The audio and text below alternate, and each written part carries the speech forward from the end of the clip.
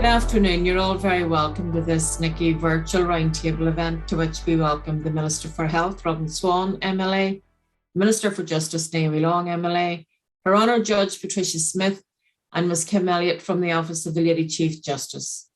And a warm welcome back to Mr Braggy Goodbranson and the Right Honourable Sir John Gillen, who were with us at our Time for Change event back in 2019. And we had subsequent discussions and meetings from then on in relation to the Barnahus model and the need for change in Northern Ireland. As you will all know, Braggy is a member of the United Nations Committee on the Rights of the Child, and he's founder of the Barnahus or Child House model. While pioneered in Iceland, the model, which seeks to embed child protection and justice processes within a single integrated approach, has been adopted in a number of countries and is widely promoted by the Council of Europe. And Sir John's 2019 independent review of law and procedures in cases of sexual offences in Northern Ireland illustrated the breadth and depth of the challenges and limitations of our current system facing all victims of sexual violence and abuse. Sir John ensured the review had a strong focus on children and young people, and notably explored Barnahus as part of this. I would also like to welcome Dr. Jennifer Lavoie and Professor John Devaney from the research team who undertook this work commissioned by NICCY. We have provided you all with an advanced copy of the report, which we hope will allow us to consider in detail the findings and the recommendations from the research. I will shortly hand over to Cuala, the Commissioner, who will make her opening comments, which will be followed by remarks from both Braggy and Sir John before Jennifer and John present the research for everyone. We will then move into an open discussion on responses to the report, and we will stop recording the session at this point. We view the discussion as the most valuable part of the afternoon and look forward to a full and open conversation about the next steps to be taken in Northern Ireland. Thank you very much. And now over to Cuala. Thanks, Mairead. And I want to also welcome you all today. And this is quite an illustrious group and full of people who, on a routine basis, I am personally in awe of, and are heroes in many of your lives. I shouldn't have said that when there's two politicians in the room, but I do include the two of you in that as well. So as I said, I want to welcome you all, and you've already heard that we had an event nearly 3 years ago where we examined the merits of the Barnahus model. And at that event, we explored what a child's right approach actually means. And today it's our intention that we take this a step further to practical implementation. In 2019, we discussed the UN Committee's General Comment 13 on children's rights to protection from violence. And this states that child victims of violence should be treated in a child-friendly and sensitive manner throughout the justice process, taking into account their personal situation, their needs, age, gender, disability, and level of maturity, and fully respecting their physical, mental, and moral integrity. And the committee is clear when it went on to say that extreme care must be taken to avoid subjecting the child to further harm through the process of the investigation. And surely this is the standard by which we measure our child protection and criminal justice system when a child reports sexual abuse. And it's this standard that must underpin any analysis of whether reform is necessary in Northern Ireland and what shape, if it is, what shape that should take. So firstly, is reform necessary? I think the evidence is clear, but in examining whether we need to reform the system, the answer can be found in the report that we're discussing today, where a young person said they felt that, and I quote them, "I had been put in the system. I wasn't going to be remembered, and I was just a number, a case number. I know technically I was a case number, but like that feeling that had been forgotten in the system, and I was just that. I wasn't actually a person." Now, when somebody who's come out the other side of it tells us that that's how they felt when they went through it, then it's clear that work needs to be done to ensure that our systems, our processes are the best they can be, so that as the primary stakeholders, children experience their rights, particularly not to be discriminated against. to have their best interests taken into account, their right to participate and be heard, and their right to recovery. You will hear from our authors, but children do face a range of barriers which affect whether and how they report abuse, and whether they're able to remain engaged with a process that at best takes many months and sometimes years to conclude. And some of the barriers that they experience are the power relationship and dynamics, which result in a fear and leaves as many as a third of victims not disclosing their abuse. They have feelings of shame and guilt. They have a real concern that they will not be believed. And they do fear that they cannot be protected from their abuser. And it was whilst reflecting on this area and during NICCY's preparations for our engagement with Advice to Sir John's review into law and procedures in sexual offences in Northern Ireland, which brought into sharp focus for us in NICCY, that in order to secure meaningful change, we need to look beyond our existing processes and procedures and consider a new approach, which will more directly address the substance of the rights articulated in the CRC and in other conventions that our government has signed up to. And again, they basically ask the questions of whether our processes, procedures, and working practices represent and promote the dignity and physical and psychological integrity of each child who is victim of sexual assault. The answer is, of course, not yet. And in Barnahus, we have found what the authors of the report say is a service that is designed around the needs of children and young people. And that is what we must set about making happen. In Sir John's recommendations, which I know he'll talk about, we have found that vehicle to implement the change needed, particularly in his key recommendation 12, where he suggests a radical departure from traditional services, and his recommendation 195, that urgent consideration is given to Barnahus. So before I finish, I do want to say this, and I want to acknowledge the work and indeed applaud what is being undertaken as part of the Gillen implementation programme by the Department of Justice, and the fact that they have maintained their interest in Barnahus from an early stage. It's also important to note the groundwork that has been happening over a substantial period in Northern Ireland to improve the system. And this includes initiatives such as achieving best evidence interviews and the voluntary protocol to expedite cases involving children under 13 initiated by Judge Smith. And in the Rowan Centre, Health and Social Care have demonstrated their ability to respond differently and collaboratively to systems and processes. And there are a number of other initiatives across both child protection and criminal justice we could talk about. So I do not question the commitment and professionalism of everyone who works with children and young people to do the best they can. But we need to take a step back and reflect on the adequacy and effectiveness of the laws, the policies and practice within which we work, to consider how meaningfully they realise the rights of our most vulnerable children to secure fair and just outcomes. And to achieve this, we need a full system change as is needed, and our ongoing commitment to support this is why we commissioned the research. So I really look forward to seeing the discussions and practical suggestions about how we can progress Barnahus in Northern Ireland. Thanks, Mairead. Thanks very much, Cuala. And I'd now, without further delay, like to hand over to Braggy for his input. Braggy.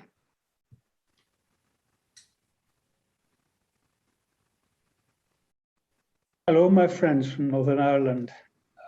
Greetings to you all, particularly Sir John Gillen, which I have met in 1919 without knowing the extremely important work that he had carried out. It's been a pleasure to get to know a little bit of it.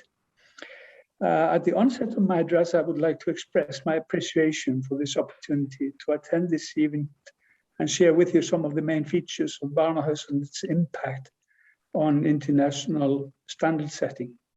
At this point in time, I believe that the number of countries that already have Barnahus in operation or are in the process of making it operational are well over 20 in at least 80 cities in Europe. Now, this has been a journey that I have been blessed to be part of, contributing as I possibly can by engaging in dialogue with good people who want to make difference in the life of children.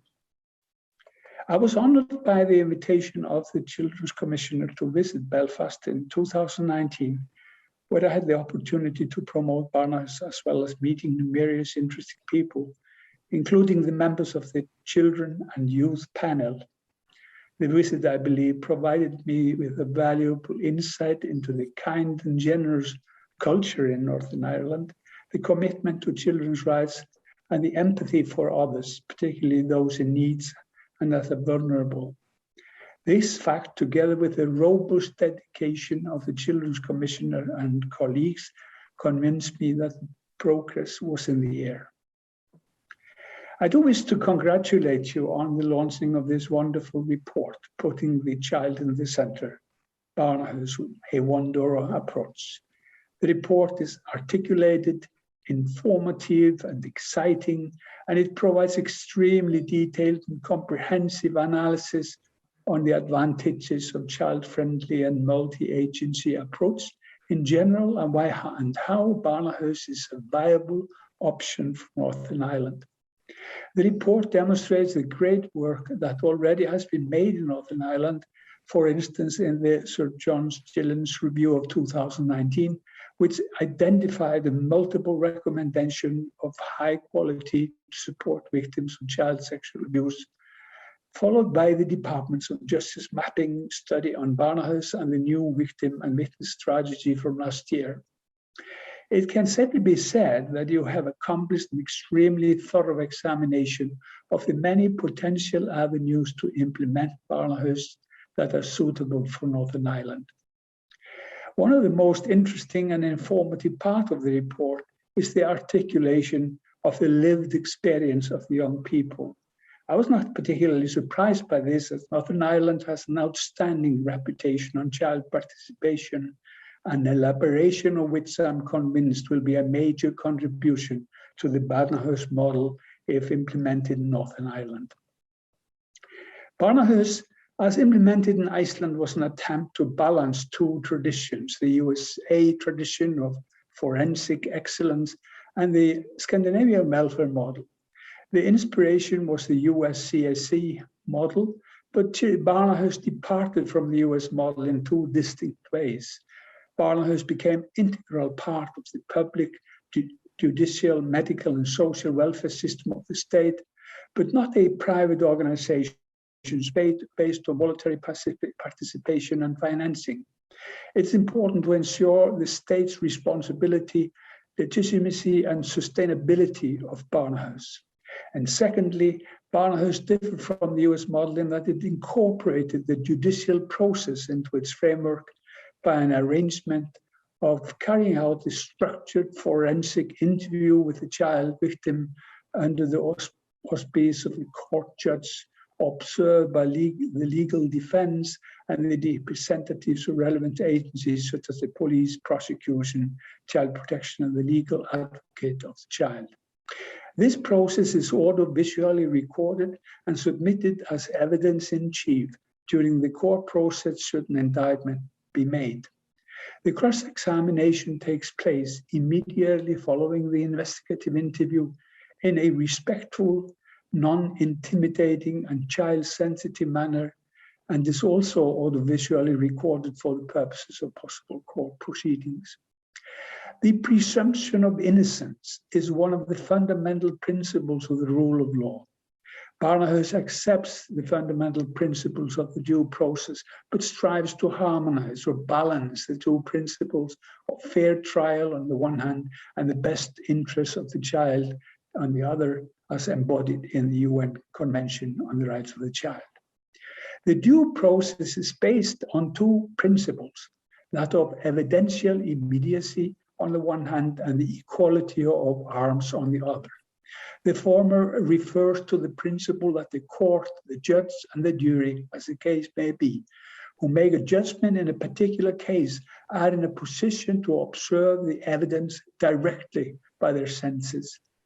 It is now generally accepted, including by the rulings of the Courts of Human Rights in Strasbourg, as well as the European Court of Justice, that audiovisual recording of the child statements taken prior to court proceedings, as well as the recording of the cross-examination, meets the requirements of the principle of evidential immediacy.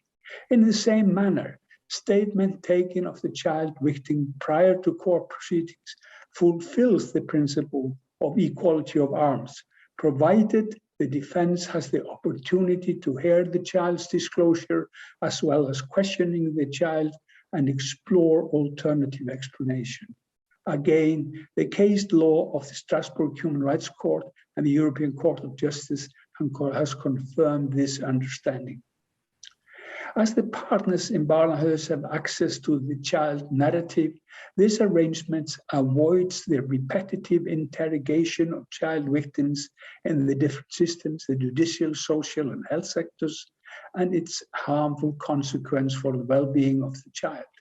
Moreover, it improves the quality of the criminal investigation by avoiding contaminated narratives, and it strengthens the evidential value of the child's disclosure.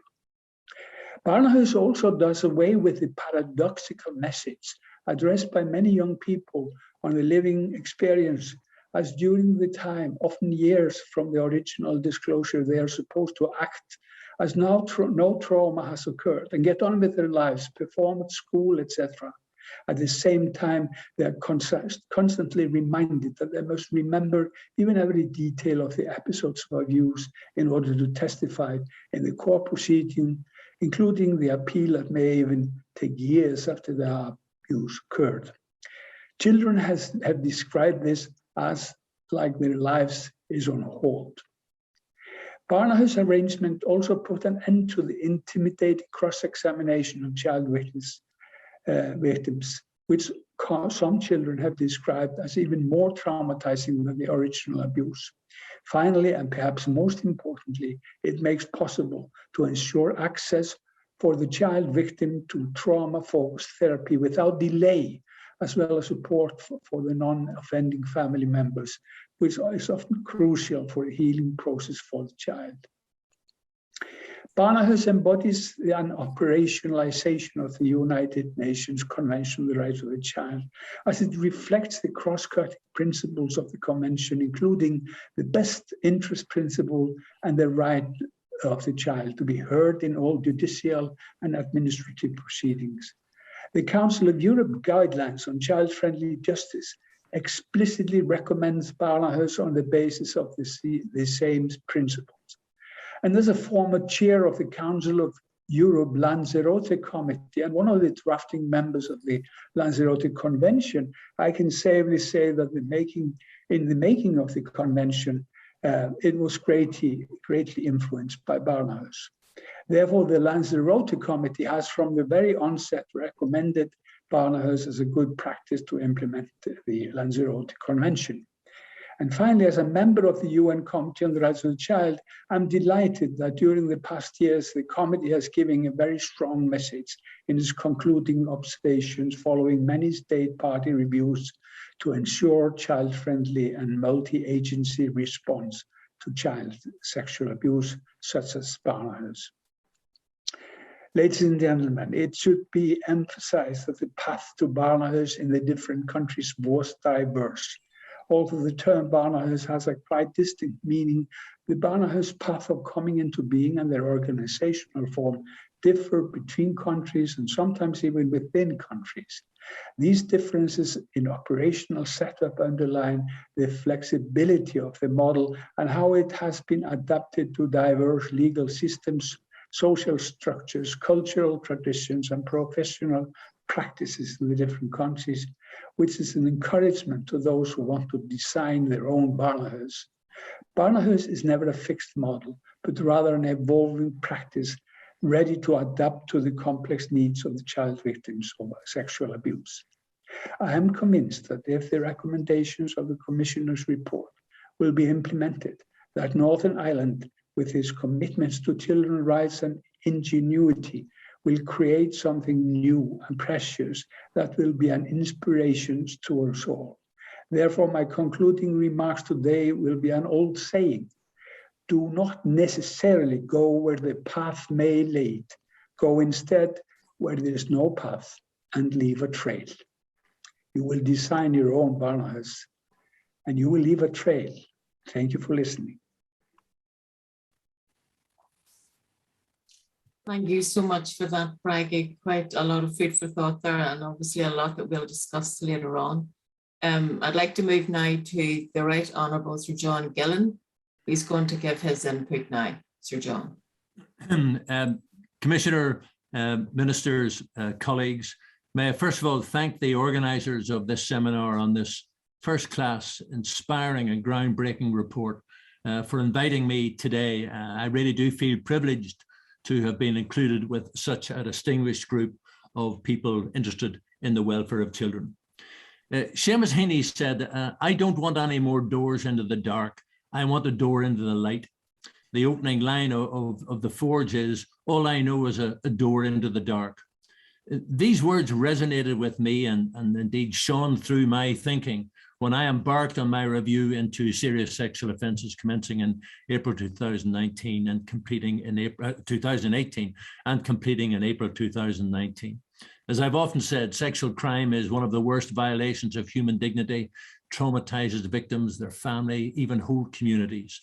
It's unique in the way it strikes at the bodily integrity and self-respect of the victim, never more so than in the case of children. The protection of children in this context was therefore a key component in the review, because I firmly believed that as it stood, the criminal justice system was a door into the dark for so many child victims and witnesses. I have frequently said that one of the key weaknesses of our criminal justice process was that complainants were navigating a system designed for professionals at probably the most vulnerable time in their lives. In the case of children, they are confronting processes riven with egregious delay and based on an adversarial procedure, which impedes their ability to give their best evidence and potentially re-traumatizes them. My role was to play my part in the increasing recognition throughout Western countries of the potentially negative and indeed traumatic impact of criminal proceedings as they are currently envisaged on children and the stresses experienced by child witnesses in the court environment. I firmly believe that the Barnahus concept is a door into the light. It is a one-stop, one-roof concept for multidisciplinary and interagency services for child victims and witnesses, which has caught the imagination of a large number of European jurisdictions and other jurisdictions, 22 as you've heard from Brady already, including, I might say, England, Scotland and Ireland. The key purpose is to provide a common operational and organizational framework that promotes practices which prevent re-traumatization while securing valid testimonies for the court and complies with children's rights to protection, assistance and child-friendly justice by enabling effective and coordinated interventions. It serves a number of fundamental rights of children which are enshrined in the United Nations Convention of the Right of the Child. First, the best interests of the child. Secondly, a child's right to be heard and receive information. Thirdly, it prevents undue delay. Fourthly, it coordinates multidisciplinary and interagency organizations. Fifthly, it provides a child-friendly environment. Sixthly, it requires interagency planning and case management. Seventh, it facilitates forensic reviews, medical examinations, therapeutic services, capacity building, and information sharing and external competence building. Eighthly, it puts measures in place to prevent re-traumatization. Ninth, it prevents repetitive interviews, as Bradley has said. The child is supported by specialized and competent professionals. And 10thly, interviews are carried out in a multidisciplinary environment in one child-friendly premises under one roof. The name Barnahus means, of course, a house for children, and has already been indicated, it originated from Iceland, where the first Barnahus was founded in 1998. And as I've said, since then, many more have been set up, initially in the Nordic countries, but the concept is now receiving wide approval across many countries, including, as I found out just before we started today, in the Ukraine. The almost universal ratification of the United Nations Convention on the Rights of the Child has contributed to an emerging convergence of child welfare policies and practices in Europe, fueled by enhanced collaboration and joint efforts of many different actors, including governmental and non-governmental organizations, professional societies, and universities. To this, we can add the impact of the case law of the European Court of Human Rights and the European Court of Justice, which have referred to the United Nations Convention on the Rights of the Child in an increasing number of rulings in the last decade. These developments have provided the context in which the principles and practice of Barnahus have been fostered and continue to spread. The Barnahus concept can be viewed as an attempt to operationalize children's rights to receive adequate support and protection, and to have access for the first time perhaps to child-friendly justice, with the emphasis on those adjectives for justice. The European Barnahus standards embody these operational practices and should therefore be seen as a guidance to us in our journey towards enhancing the rights of children in the Barnahus concept. Although the Barnahus has a quite distinct meaning, as Bradley has already said, the Barnahus paths of coming into being and their organization all form from in all their forms very often differ between countries and sometimes even within countries. There are variations between target groups, the juxtaposition of roles and responsibilities, as well as a framework for collaboration between partners in implementing the core functions. This includes, for example, which profession should carry out the forensic interviews, which forensic protocol is applied, or how therapeutic and medical services are to be delivered. These differences in operational setup underline the flexibility of the model and how ingeniously it has been adapted to diverse legal systems, social structures, cultural traditions, and professional practices in the different countries.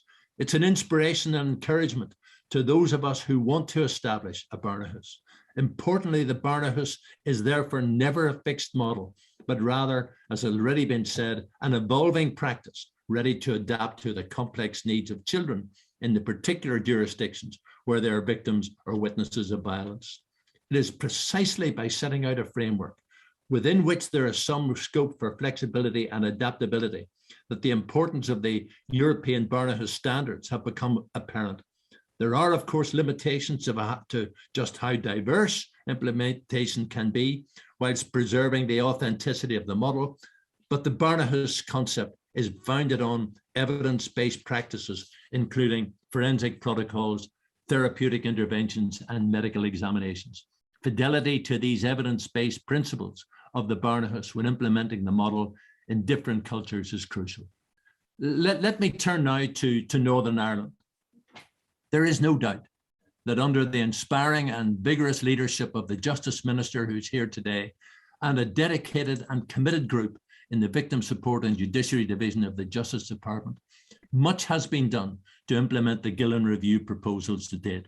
30% of the proposals have been fully implemented, 50% of the proposals have been fully or partially implemented, and there is ongoing work on 88% of the proposals, albeit availability of funding is proving to be a major impediment to full implementation. In relation to children, various strands of what it might eventually fit into a fully implemented Barnahus concept have been embarked on. Sexual legal advisors are operating across the province with a 90% take-up so far, a concept which I regard as a real game changer, and it doesn't have to date the public visibility which it truly merits. Legislation is contemplated to clarify this right to legal representation in the next mandate. This has not yet been extended to children, but I am aware that careful consideration is currently being given to a tailor-made scheme for extending that facility to children, hopefully with a launch before the end of the calendar year, or if not next year early on. Secondly, legislation has been introduced for pre-recorded cross-examination, implementation to occur in the under-13s protocol on a voluntary basis, with fast tracking for cases involving such children to remove delay. It'll be run in a judge-led pilot scheme in Belfast and Antrim once funding is available. Issues about disclosure and how we meet that problem before a child is cross-examined are of course problematical, but they're being discussed intensely as part of a working group. Thirdly, there are plans for a PSNI dedicated cadre of officers to deal with ABEs, achieving best evidence, which were a major impediment in the course of my review that I discovered. They're currently being held up, again, dare I say it, by funding issues, but I hope that that's going to be resolved with the passage of time.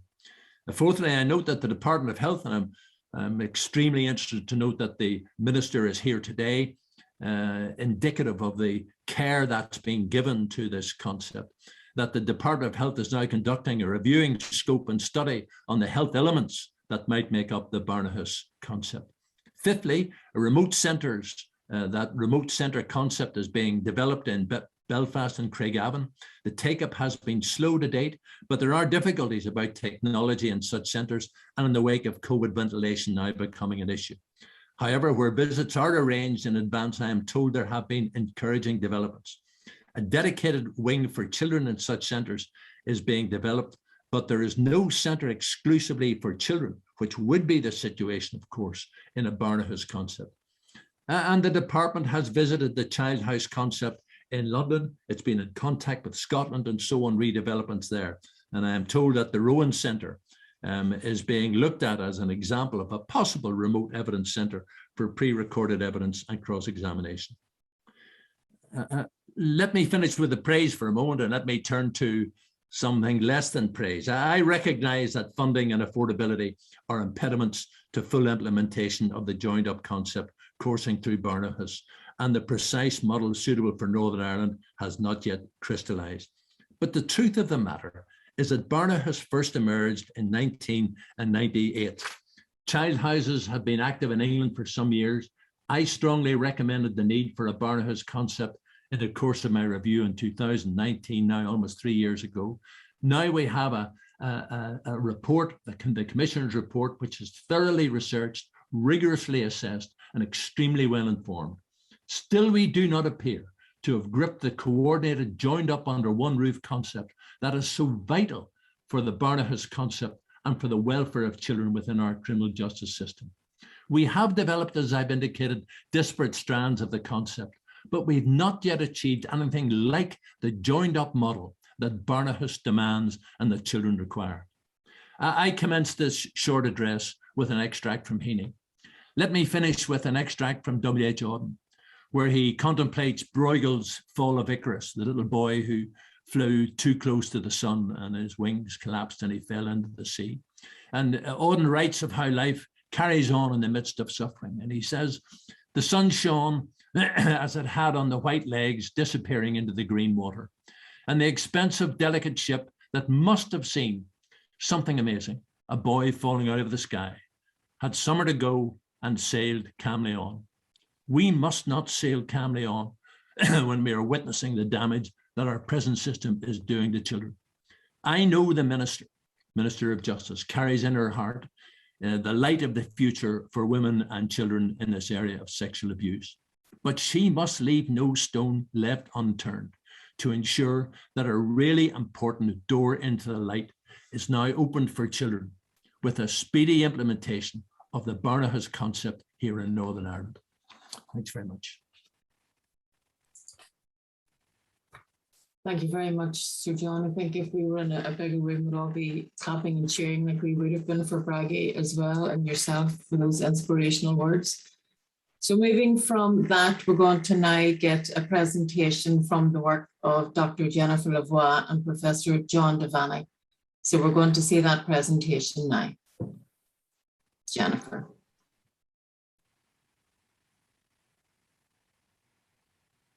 Perfect, thank you. We'll just wait for the slides.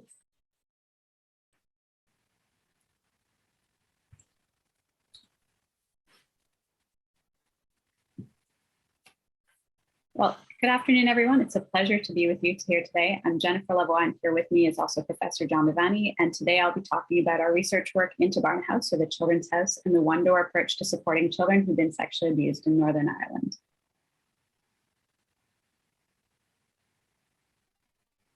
Here's an overview of the rest of the research team who completed this work. We were joined by Dr. Lisa Bunting, Dr. Anne-Marie Miller, Dr. Mary Mitchell, and Dr. Louise Hill. And to move into the purpose of the project, we had two overarching objectives that were set out by the Commissioner. And the first was to look at what are the current arrangements in cases of sexual offences against children in Northern Ireland. And the second was to look at the opportunities and challenges within these current arrangements to the introduction and application of the Barnahus model to Northern Ireland. Now, when we talk about a Barnahus model, in terms of the research evidence and background, there are 3 key points that define a Barnahus. And the first is co-location. So the services that children access as part of the Barnahus are a one-stop shop contained within one location, and this is the co-location of judicial, health, and recovery for follow-up services. And the second is that the Barnahus is for children under the age of 18. This definition, the age range of children, conforms to the UNCRC definition of a child. And the third is that a Barnahus is a service for all children who witnessed or experienced violence. And we also include children who may be engaging in harmful behavior toward other children because they're also children in need of support. And to conform to the UNCRC, all children need to be supported. And also based on prior research, children engaging in harmful behavior often have very specific needs themselves that are based on their own past experiences of trauma or abuse. Moving into the research process, we conducted a systematic review and we followed the PRISMA guidelines that were looking at systematic reviews for meta-analyses. As part of our search, we included primary and secondary research studies, statistical overviews, government reports, and conceptual and theoretical papers across legal, social science, and health databases. We also consulted the European Promise Network and government department and third sector agency websites. We also engaged with stakeholders and their perspectives on the challenges and opportunities within the current system for the Barnahus model. And as part of this, we spoke with professionals in the criminal justice sector, the health and social care sector, and the third sector. And we also spoke with young people with lived experiences who were 18 to 26 years old, but had experienced sexual abuse or violence as a child in Northern Ireland. Moving into the evidence base for our Barnahus, we've already heard some of this, but relative to other support models, the Barnahus has a robust evidence base of support across 3 key areas. And the first, the model, as we defined earlier, fully upholds children's rights standards as outlined in the UNCRC. And it also upholds the guidance from member states that is outlined in the Lanzarote Convention. The second is that the model helps to reduce re-traumatization that a child and family can experience during the justice and recovery process. Previous research studies suggest that children and families come into the justice system often from a child's disclosure or a third-party report, and that the needs of children and families at this point are for validation, to be heard, and for reconciliation, to be reintegrated back with their families in a safe way.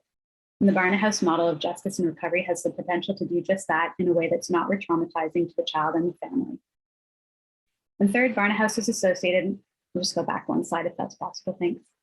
And third, Barnahus is associated with what's typically considered to be better outcomes for justice and recovery in areas such as reduced time delays, higher quality evidence for any criminal case, a higher rate of convictions, and a higher level of child and family satisfaction with the process and the services received, which is beneficial for their overall recovery.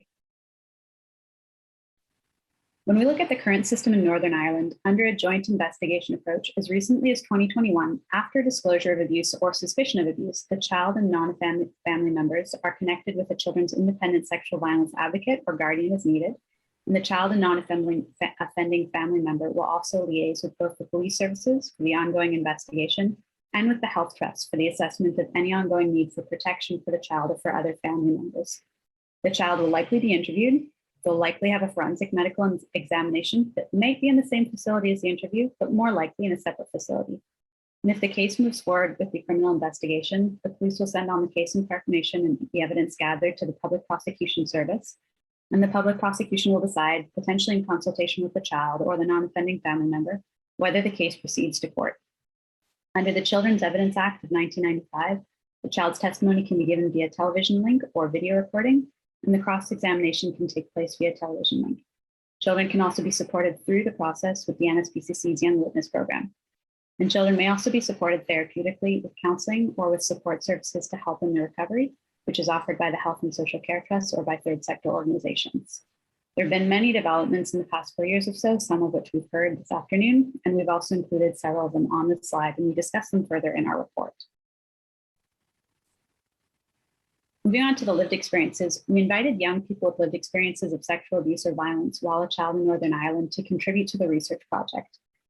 We asked for ethical approval from the relevant bodies and institutions, and Nexus Northern Ireland agreed to reach out to invite individuals who they deemed to be in a good space to be able to participate in the research to see if they might be interested in speaking with the research team. Our research team member had training and experience speaking with children and young people with lived experiences of abuse or domestic violence, and also had the relevant background approval checks before speaking with the young people. To be able to participate, young people couldn't be involved in a current criminal case, could not currently be accessing therapeutic services, and also had to be able to be contacted. 5 of 11 eligible young people expressed potential interest, and ultimately 2 participated. And the young people were very generous in sharing their stories, and they did so with a very altruistic intention. The young people were interviewed separately, and then their stories and their responses were compared to generate recurring and salient themes. So the first theme was the need to feel believed and validated, and children and young people's perceptions of being believed influenced what they did after a first disclosure. And this was whether they would talk further about the abuse or whether they stayed silent. And when we turn to the research literature, we do know that young people will often test the waters with an initial informal disclosure to judge the receiver's response and to see whether they feel safe, believed, or validated. And this also gives context to how children and young people enter into the criminal justice and recovery systems. If they feel believed, they feel they can trust professionals with their story. When we turn to look at the Barnahus model, one of the fundamental tenets is that children have the right to be heard and taken seriously, and the right to participate and engage in matters that concern them. And the theme of the need to be believed and validated highlights how core this need is to young people's justice and recovery journey, and how having this built into the Barnahus model can come alongside and support them through their journey. The second theme highlighted the impact of experiencing abuse on all aspects of their life, their emotional and psychological well-being, education, and their intimate relationships. Both of the participants talked about how experiencing abuse had led to a change in who they were as people, and they described it like a dark cloud gathering and about going on about life in a very perfunctory way. And when we turn to look at how the Barnahus model can help to address young people's needs, we know that the model is premised on placing children and young people at the center of all activities, and the unique needs of each young person at the forefront of all decision-making. And this is partly possible because of the co-location of services and interagency agreements, because this helps to facilitate a bit more flexibility than what can typically be afforded through the system as is model. When we turn to theme 3, we heard young people talking about feeling a loss of identity. Both participants were young children at the time of the abuse, and they talked about how they didn't know what was happening in terms of procedures, the people involved, and the timeframe for the purposes. They wanted to ask questions about the process, but they felt it was more adult and system-centered than child-centered. And this created fear and anxiety and a feeling that they were just waiting for the justice process, of just waiting for this chapter to close. One of the opportunities with the Barnahus model is that it's typically associated with a reduction in time delays for accessing services, and it's designed to facilitate information sharing with children and young people and their families. It helps to remove some of the structural barriers that make it difficult for children and young people to access services in a timely manner. And the fourth theme here highlighted how young people felt scared telling their stories in the criminal justice system. The accounts of both the young people painted a clear picture of how they experienced telling their stories during the evidence capturing process. The environments felt intimidating and adversarial to them, and they had a hard time understanding the police officers and solicitors, and this made them feel scared giving their testimonies, even though this clearly wasn't the intent of the parties involved. When we turn to look at the Barnahus model again, this is one of the aspects that spurred the need for an entirely different system approach to providing support to children and families who had experienced abuse. The ability to provide testimony from within a child-friendly environment has the potential to reduce a sense of fear and intimidation that young people feel when sharing their experiences with officers of the criminal justice system. Now, if we turn to the professional stakeholder organizations, as part of the research, we also invited key stakeholder organizations to contribute their thoughts about the Barnahus model and the perceived facilitators and challenges to the implementation in Northern Ireland.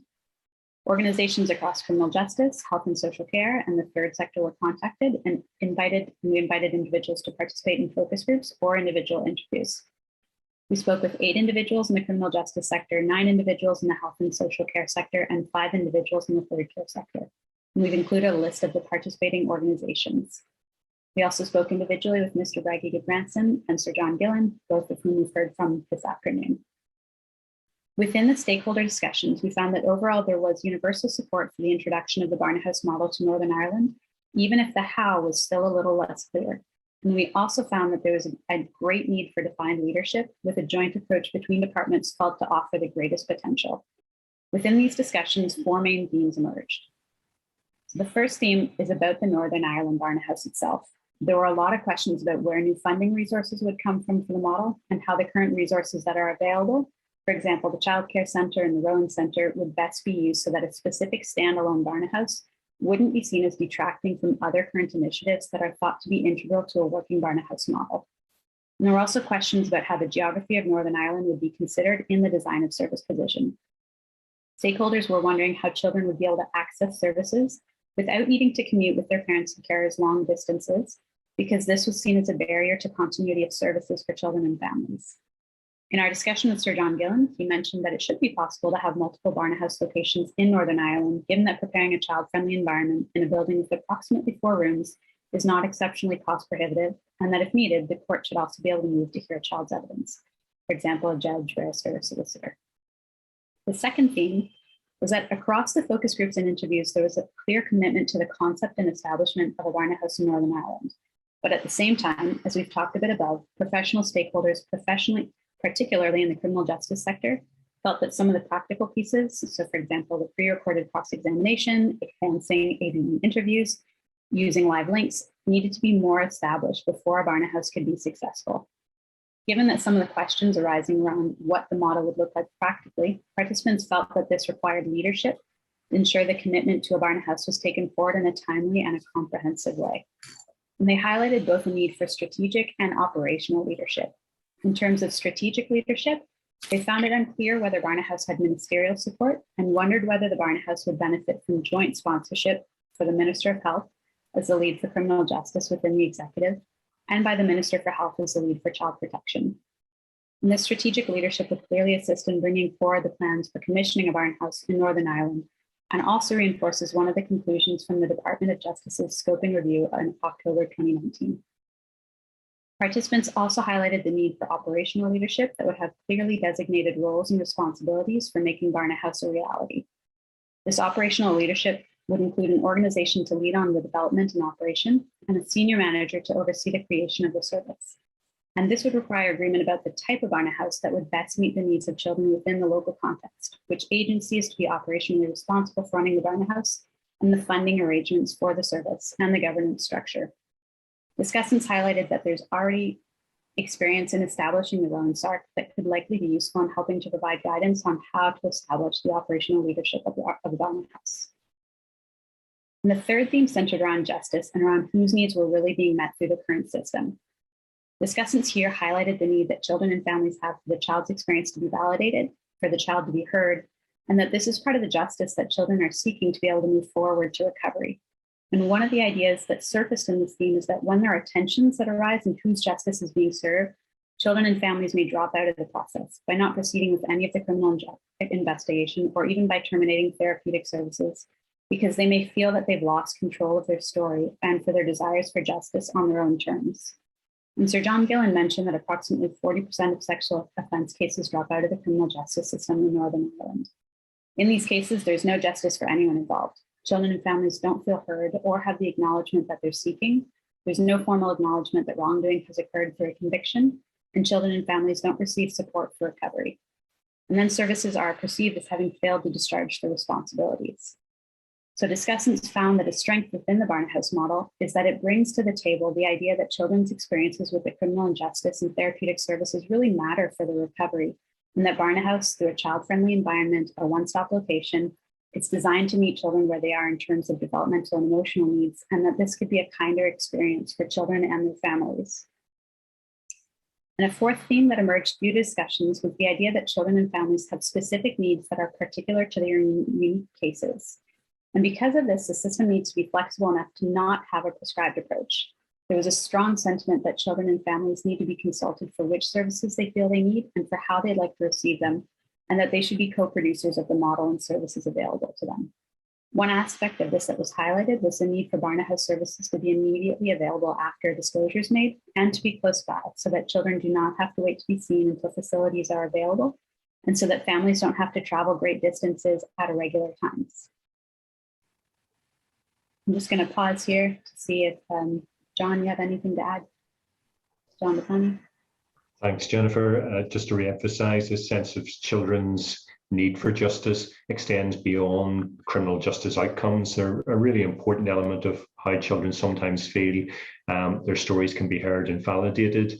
But quite often, as you will all know, many children are experiencing abuse from members of their own family or people who are known to their family, and children feel sometimes conflicted about the criminal justice process in itself, stopping other important aspects of justice being experienced by them in terms of being able to sort of have access to therapeutic services, but also that if they don't want to go down that criminal justice route, because they maybe don't want to see a family member brought before the courts, that actually there still needs to be a process where justice is still served in terms of holding people accountable and taking responsibility for their behaviours, but also ensuring children feel that that's not the end of being able to receive services.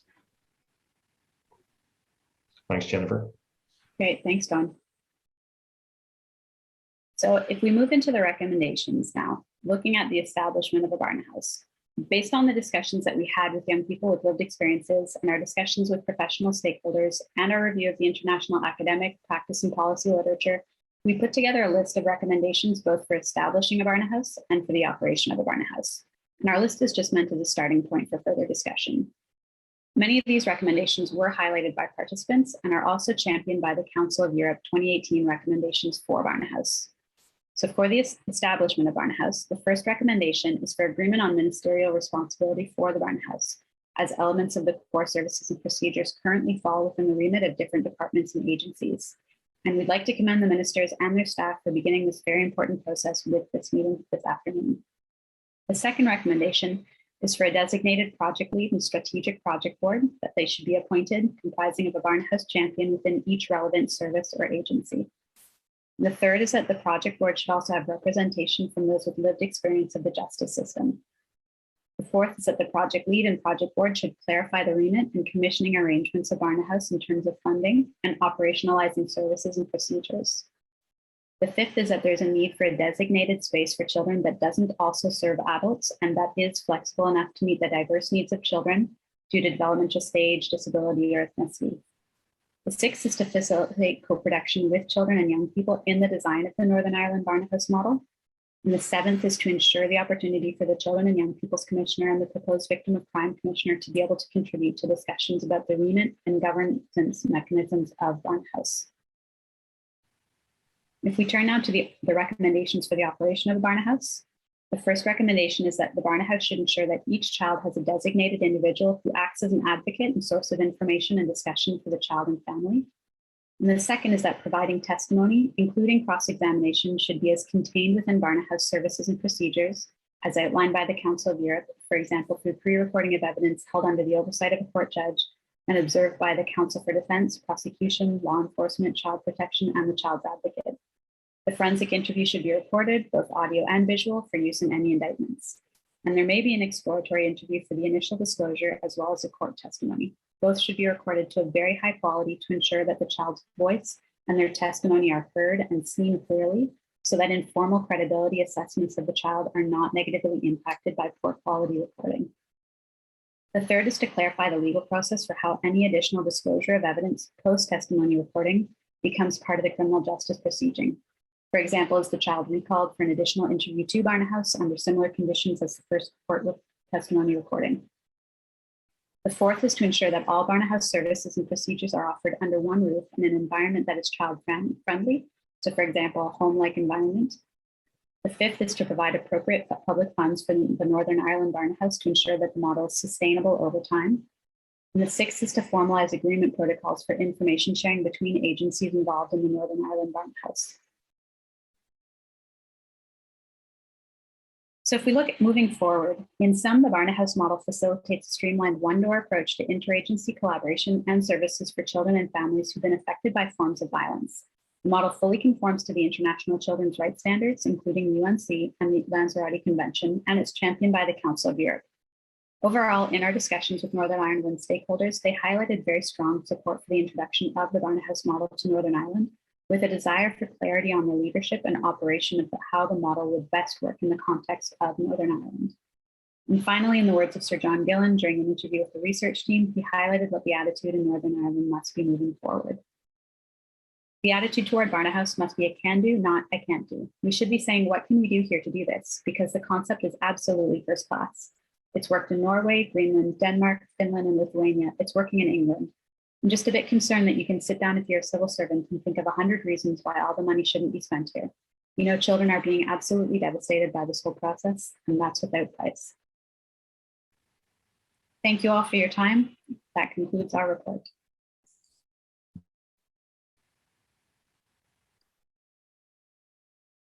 Thank you very much, Jennifer and John, for that. And obviously that'll help inform the discussion that we're going to have shortly. Before that, Kula wants to give her reflections and also the recommendations and speak about those. Kula. Thanks, Mairead, and thanks to everybody that we've heard to so far. I'm not going to say too much because I think having heard what we've just heard, the question is about leadership and what is a Barnahus, and Braggie's advice is ringing in my ears around a Barnahus is not a fixed model. So what is a Barnahus for Northern Ireland and for the children of Northern Ireland? What does that look like? And going on from what Jennifer has said about the need for leadership and take into account who we have in the virtual room, and we have the two leaders of the two systems we're talking about. I think that's what the conversation that we should be having. This will be a closed discussion and not being recorded, but it is about what do we do around making this a reality for our children? How do we overcome the barriers of what is justice, whose justice, of the vested interest of the systems as they're currently constructed, bearing in mind that the motivation of everyone who works in that system is to do what's right for the victims. So I'm not going to say much more than that about other than saying that I really look forward to the discussions which will to set us on the path that is right for us in Northern Ireland.